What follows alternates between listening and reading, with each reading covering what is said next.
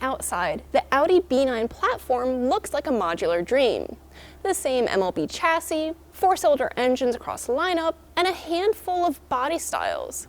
It feels like everything should be modular and interchangeable. Unfortunately, it's not quite that simple. You see, between trim levels, body styles, drivetrain options, and hidden PR codes, almost nothing is exactly the same, especially when it comes to brakes and suspension. I'm Marissa Simos, here with FCP Euro, and today we're going over everything you need to know about the brakes and suspension on B9 2.0Ts.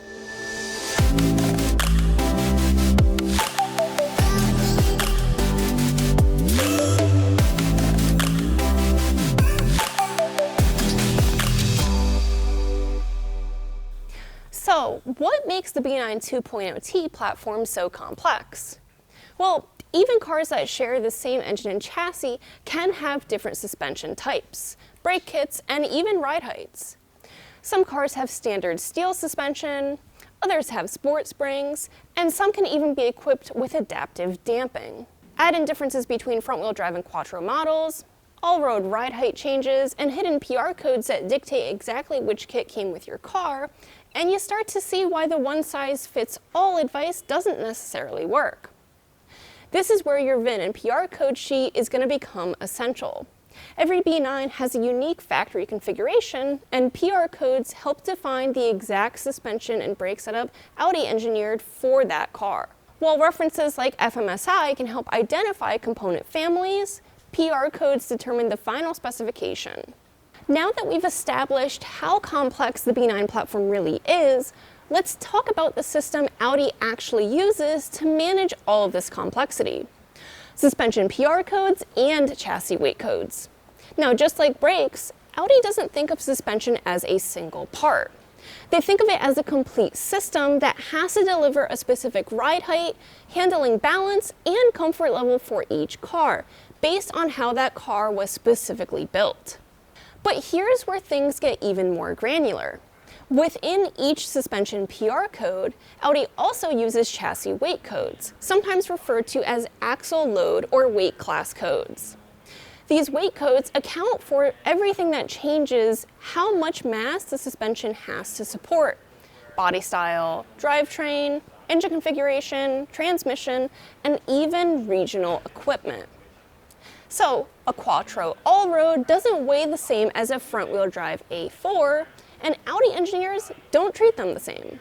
So, in practice, Audi uses suspension PR codes to define the type of suspension, and then chassis weight codes to fine-tune the calibration of that specific suspension.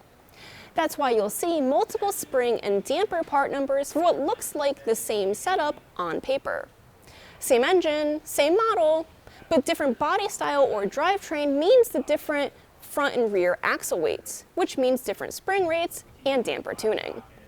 In total, there's over 15 weight class ratings for the B9 platform, which means there's a whole lot of spring and damper part numbers. Now, if you want to know exactly how to check what suspension, brakes, and other options your B9 2.0T came with, the key is your PR codes. These are little option codes that tell you everything about your car's factory build. So, where do you find them? On most B9s, there's going to be two main places. The service sticker in the trunk or spare tire area. This label usually lists the PR codes in a long string of letters and numbers. There's also going to be your build sheet. You can often request a copy from your dealer or find it online using your VIN or Audi's portals or even third-party tools. Sometimes you can even find it within the maintenance manual of your car, though with increased ownership you might not find a maintenance manual included if you bought yours pre-owned. Allegedly, B9.5s typically no longer even offer maintenance manuals though, so it's possible to not even have this backup option. Once you have your PR codes, you can decode exactly which suspension, brakes, and other options your car came with from factory, which is essential before ordering parts or making upgrades. Now that we've decoded the suspension options, let's talk brakes. One of the most important, yet surprisingly nuanced parts of your B9 2.0T. At first glance, many of the pad options on this table look identical between A4, A5, and Allroad. But as we've seen with suspension, the devil's in the details, and the same is true for brakes. The biggest differentiator when it comes to brakes on the B9 platform comes down to PR codes. Across the 2.0T lineup, there are several PR code options that dictate brake setup. But it's not just about caliper size or rotor diameter. These codes more or less define the coefficient of drag needed for that specific model. In other words, how much braking force the car requires to meet Audi's performance and safety targets, taking into account things like body style, weight, and drivetrain. Now, here's where things get really interesting. Even when calipers are shared between different PR code setups, the brake pads themselves are slightly different in composition and design. This isn't just a cosmetic difference. The friction material itself and the pad shape are tuned to meet the coefficient of drag required for that particular model. So for example, an A4 and an A5 might use the same caliper, but the pad compound for a coupe or convertible could differ slightly from a sedan to a Sportback to ensure braking feels consistent and meets performance targets. In all-road models, pads are tuned for the higher weight and altered weight distribution. So the takeaway here is that it's not just about the caliper or rotor. It's the entire system that's tailored to your specific PR code. When maintaining or upgrading your brakes, this is why confirming your car's PR code and using the correct pads and rotors is going to be critical. So let's go ahead and do a pad comparison with what we have on the table here. These Techstars emulate OE formula materials. Notice they have a chamfered edge and a center relief cut. It's imperative to make sure that if you are choosing these Techstars here, follow the bed-in procedure for the best performance. Going over to these Bosch ceramics here, Bosch Quiet Cast pads utilize advanced copper-free friction formulas featuring OE-style multi-layer rubber core shims, chamfers, and slots. The system delivers long-lasting and consistent braking performance, even offering low dust and extended service life. Buy these if you prefer low dust over a nice, very cold biting pad. Moving over to the Genuines back here, keep in mind compound mixture is considered proprietary. However, most modern pads are usually between 0.3 and 0.4 mu, which stands for the coefficient of friction. Performance straight pads are generally 0.4 to 0.45 and race pads typically even higher. Thankfully, these are 0.45, so these have great bite for being OEM. Moving over to Ate semi-metallic. These are their OE-style pads, which mean they're best at handling heat and delivering consistent, confident stopping power, especially under repeated or harder braking. The trade-off here is going to be more brake dust, slightly more noise, and increased rotor wear compared to the ceramic pads. But they're very well suited for daily driving with occasional spirited use. Last but not least, we have Ferodo's Eco-Friction pads.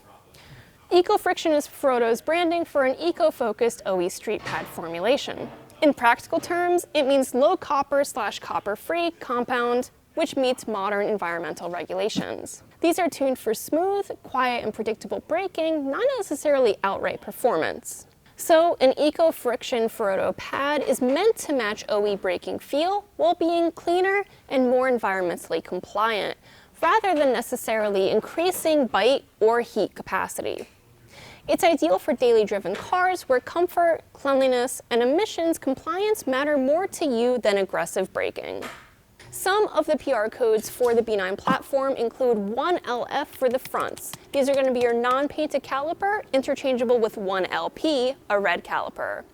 There's also 1LH. This is a red caliper for 2021 and up B9.5s, theoretically also interchangeable.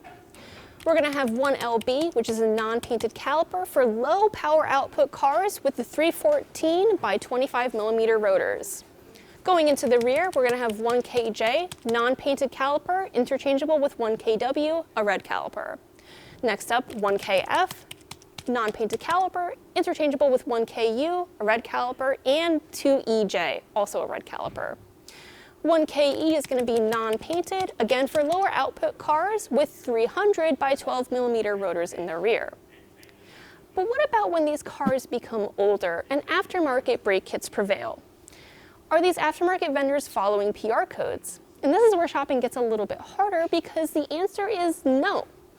Not only will PR codes be important for the beginning of ownership, and especially for those of you shopping for only genuine, you'll have to eventually adapt and get an understanding of FMSI if you anticipate long-term ownership. So, what is FMSI?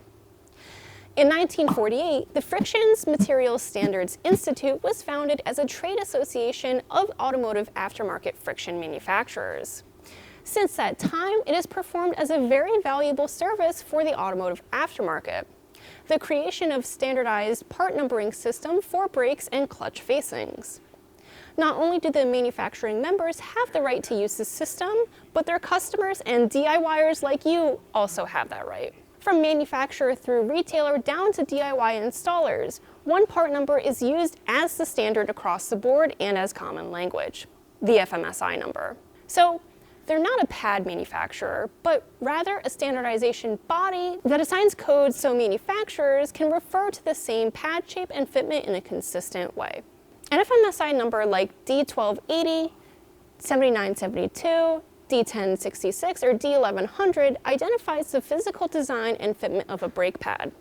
Things like shape, size, which is length, height, thickness, mounting/style of the backing plate, which caliper it fits, and whether or not it's front or rear. This lets you find the right pad design for your exact brake caliper, regardless of brand. It's important to note that the FMSI number does not tell you what material the pad is made of, ceramic versus semi-metallic versus performance compound, how the pad performs, so stopping power, wear, noise, temperature behavior.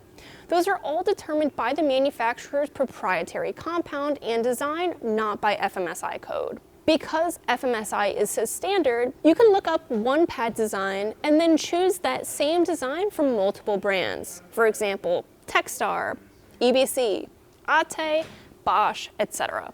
Knowing the shape and fit are correct. Parts retailers and mechanics use FMSI codes to cross-reference between OEM and aftermarket pads, reducing guesswork and mistakes when ordering.